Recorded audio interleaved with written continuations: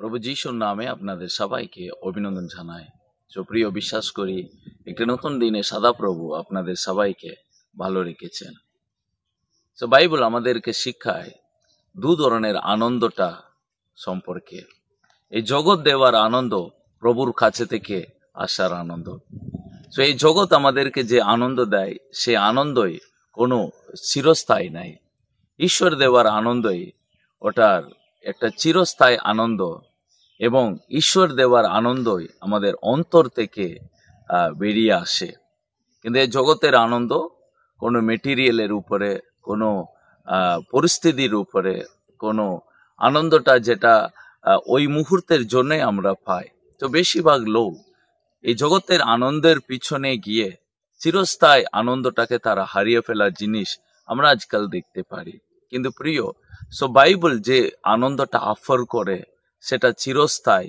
ওটা যদি আমরা পাই, সেটাই আমাদেরকে আর সঠিক আনন্দটাকে জগতে প্রকাশিত করতে সাহায্য করে। হ্যাঁ, এই সম্পর্কে যিশু বলেছিলেন, আর যোহনের পুস্তক অধ্যায় 15 সেখানে 11 পদ। প্রভু যিশু বলেছিলেন যে, এই কথা আমি তোমাদের বলছি এই জন্য, যাতে আমার আনন্দ তোমাদের অন্তরে বিরাজিত হয়ে তোমাদের আনন্দকে পূর্ণতা দান করুক। তো যিশু এখানে বলেছেন, আমি একটা আনন্দ পেয়েছি, এটা আমার পিতা আমাকে দিয়েছে।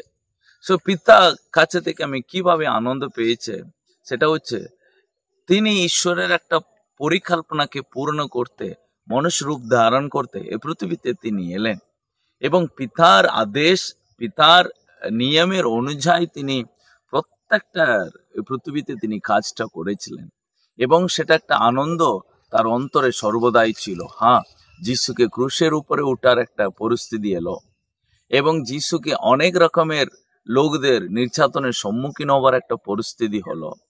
শয়তান তাকে মরুভূমিতে পরীক্ষা করেছিল, এবং তার আত্মীয় স্বজনের কাছে তিনি অপমানিত হয়েছিলেন, এবং হেরোদ রাজা আরো যুগদি লোকদের কাছে তিনি অনেক অপমানিত হয়েছিলেন। কিন্তু এই সব কিছুর মধ্যে দিয়ে এবং তিনি একটা আনন্দ উপভোগ করেছিলেন। সেই কারণেই তিনি এই জগতের কোনো আনন্দ লালসার পিছনে তিনি যেতে পারেনি।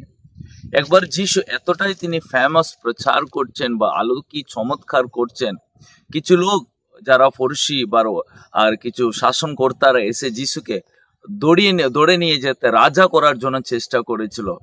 কারণ তিনি যেভাবে কথা বলছিলেন, যেভাবে চমৎকার করছেন তাকে রাজা বানাবার জন্য। কিন্তু বাইবেলে লেখা আছে যিশু সেখানে থেকে তিনি চলে গিয়েছিলেন। তার মানে তার এই জগতের কোনো পোস্টিং এর কোনো আনন্দে তার মোটিভ একদম ইচ্ছা ছিল না। তার ইচ্ছা পুরোপুরি ঈশ্বরের আদেশকে পালন করা। তার জন্য যিশু এখানে আমাদেরকে তিনি বলছেন, আমি যেমন আমার পিতার ইচ্ছাকে পালন করছি এবং তার প্রেম আমার অন্তরে আছে, ঠিক তেমনি তোমাদের আনন্দ পূর্ণ হবে যখন তোমরা আমার আদেশকে তোমরা পালন করবে।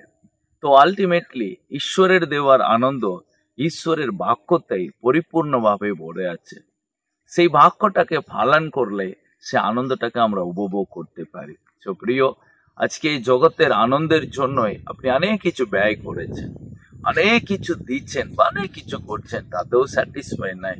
আসুন প্রভুর কাছে, প্রভু দেওয়ার আনন্দটাকে উপভোগ করবেন চিরস্থায়ী, এবং সেটা আপনার মন, আপনার শরীর, আপনার আত্মাকে পরিপূর্ণ করে দেয়। তো এই বাক্য আপনাদের জীবনে আশীর্বাদ নিয়ে আসুন। God bless you.